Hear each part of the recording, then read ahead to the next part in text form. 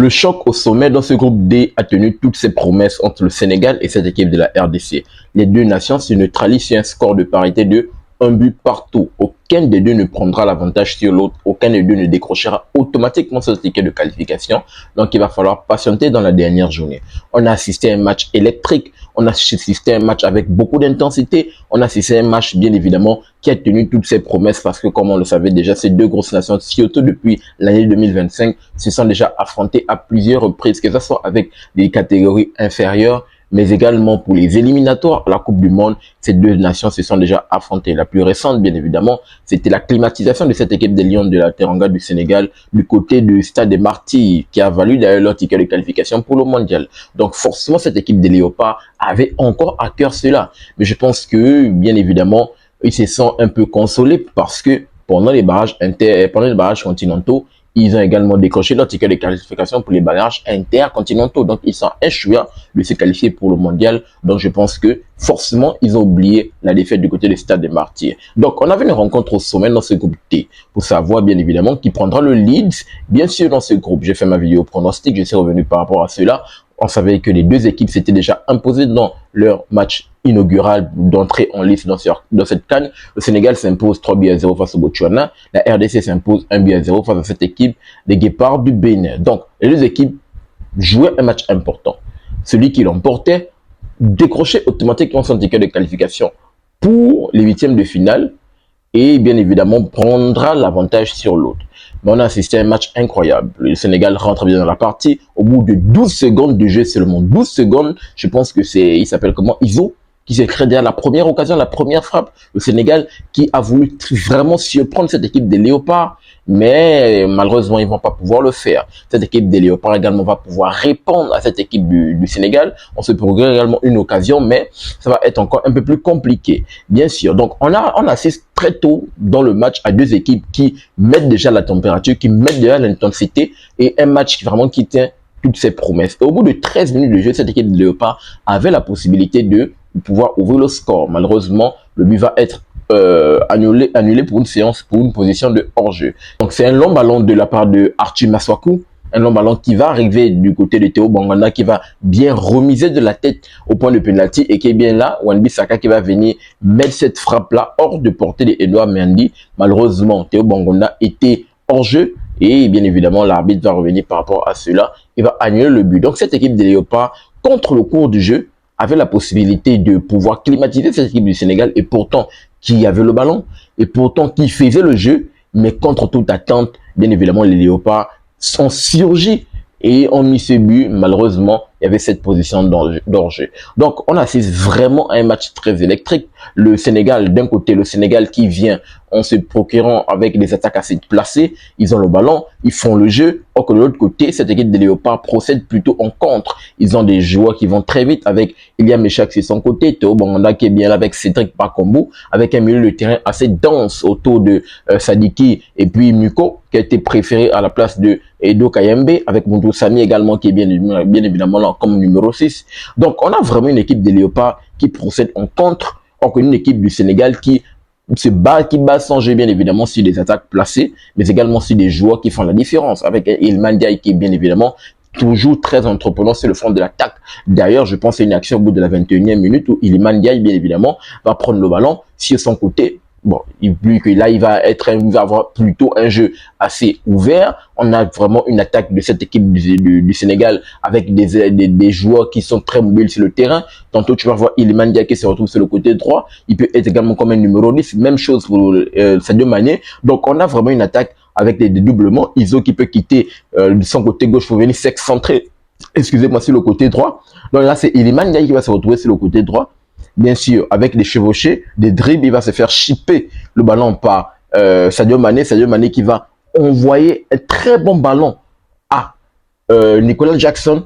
Et Nicolas Jackson qui va se manquer, il va voir sa frappe juste aller à côté du poteau. Et malheureusement, le gardien de cette équipe de Léopard ne pouvait rien y faire. Il était complètement battu par la frappe de Nicolas Jackson. Donc il faut le dire, Nicolas Jackson, dans le match face à cette équipe de Botswana, pour le très bon match, l'entrée en liste de cette équipe du Sénégal, qu'est-ce que je disais? Je disais que je ne sais pas, en parlant de Nicolas Jackson qui a inscrit un doublé, je ne sais pas si on doit le féliciter bien si on doit crier sur lui. Pourquoi? Parce que oui, il a mis un doublé, c'était exceptionnel, il a réalisé un très bon match. Mais le nombre d'occasions manquées, c'est incroyable. Et là, on a pu voir un Nicolas Jackson dans ce match qui a manqué beaucoup d'occasions, à l'image de l'occasion que je viens de citer à la 21e minute. Il a manqué beaucoup d'occasions et je pense que dans des matchs comme ça, face aux grosses nations comme la RDC, si Nicolas Jackson n'arrive pas à se mettre au diapason, là ce n'est plus le Botswana où tu as le ballon de la surface, tu as tout un temps et tout le loisir de prendre le ballon, de dribbler à l'image de son deuxième but qui était exceptionnel, de prendre le ballon, de mettre le crochet, de frapper. Non, non, non, non, non. Là, tu dois réfléchir rapidement. Tu dois avoir des bons gestes très rapidement. Et il faut le dire, Nicolas Jackson, actuellement dans ce match, il a beaucoup pêché sur le front offensif. Là, je parle d'une action de 21e minute, il a également d'autres actions où malheureusement il s'est manqué. C'était vraiment plus compliqué pour Nicolas Jackson, c'est le front de l'attaque, de pouvoir rectifier le tir.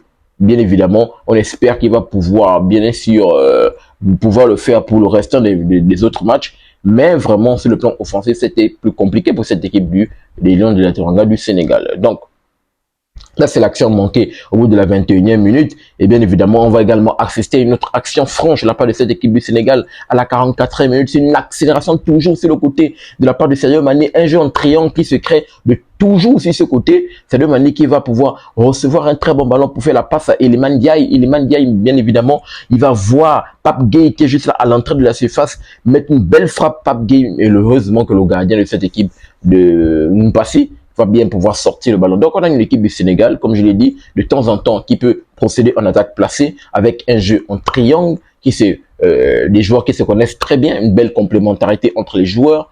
De l'autre côté, une défense solide de la part de cette équipe des Léopards, autour, bien évidemment, de Chancel Bemba, de Toan Zebe, de Wan-Bissaka, de l'autre côté, de Archie Massakou. D'ailleurs, malheureusement, c'est fini pour lui. C'est fini pour Archie Massakou dans cette CAN parce qu'il sort sur blessure. Ah, c'est un élément fort que cette équipe des Léopards perd. Un élément fort. Il va falloir le remplacer, bien sûr. On verra ce que ça va donner. Je pense qu'ils vont sans doute le remplacer par l'autre frangin Kayembe, je pense bien. Qui peut également jouer comme arrière-gauche. Donc, les deux équipes rentrent les vestiaires avec ce score de parité des 0 buts partout. Aucun de deux ne prendra l'avantage au bout de cette première période. Une première période, comme j'ai dit, qui a vraiment été électrique, avec beaucoup d'intensité, beaucoup de jeux, des équipes qui se créent des occasions, buts annulés de la part de cette équipe des Léopards. Donc, on arrive dans cette première mi-temps et les deux équipes rentrent dans les vestiaires avec ce score de parité. Maintenant, à la deuxième mi-temps, bien évidemment, les deux équipes reviennent toujours avec cette même énergie que la première. Bien évidemment, toujours un mini petit rang d'observation. Après, bien évidemment, va pouvoir arriver la lumière. La lumière au bout de la 61e minute de la part de cette équipe des Léopards. Comme dans le match face à, comme dans le match du côté de Kinshasa, c'est les Léopards qui vont pouvoir ouvrir le score. Donc la lumière va arriver au bout de la 61e minute sur une très belle ressortie de balle de la part de cette équipe des Léopards. Ressortie de balle dans leur camp.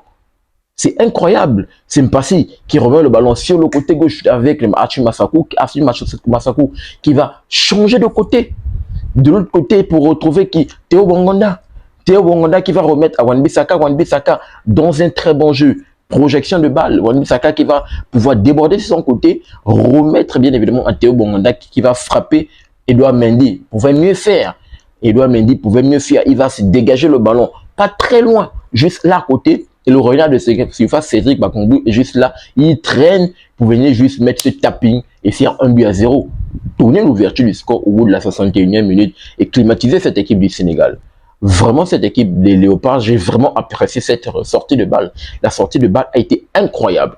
Incroyable et la conclusion s'est transformée par un but. Très beau but de la part de cette équipe des Léopards qui ouvre bien sûr ce match parce que là, après le but, là, on va pouvoir assister à un match complètement ouvert. Un match complètement ouvert parce que là, bien sûr, cette équipe du Sénégal, ça va être signal d'alarme. Le Sénégal avait à cœur de ne surtout pas perdre ce match. Minimum un match, mais ne surtout pas perdre ce match. Donc, on va pouvoir assister quand même à un match assez ouvert. Toute cette réaction de la part de Pape Thiaw, où il va faire sortir Iso pour faire entrer, bien évidemment, le petit Ibrahim Baye. Et on peut voir qu'Ibrahim Baye, lorsqu'il rentre, il a la fraîcheur, il va porter la percussion sur le côté droit. Incroyable. D'ailleurs, la lumière, 8 minutes plus tard, va arriver de la part d'Ibrahim Baye. 69e minute, 68e, 69e minute, Ibrahim Baye, débordement sur son côté. Malheureusement, les vis-à-vis là-bas ont du mal. Ça a été plus compliqué. Je ne sais pas qu'est-ce qu'il a voulu faire. Débordement de le petit Ibrahim Baye qui prend tout le monde de vitesse. Va se présenter face au gardien.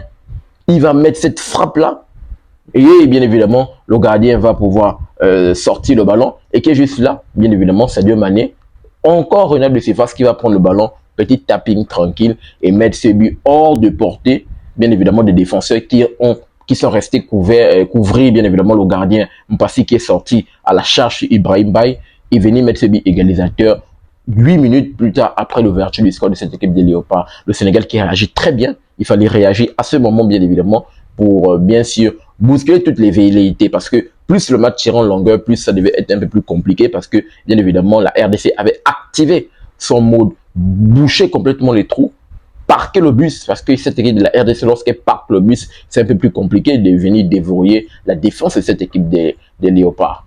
Donc très bon match de la part de deux équipes, bien évidemment. Les fins de match, on pouvait assister soit à l'avantage de l'un comme de l'autre qui vont se procurer des occasions, mais le score, bien évidemment, va arranger forcément les deux sélections, que ce soit du côté de Pape Thiam et le côté également de Sébastien de Sab.